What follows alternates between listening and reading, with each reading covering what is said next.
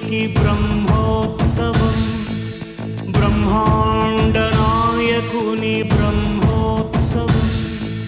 బహురూపధారునికి బ్రహ్మోత్సవం, శ్రీభూసతులతో శరణాగతులతో, శ్రీభూసతులతో శరణాగతులతో ఏడు కొండల పైన చక్కగా బ్రహ్మరూపునికి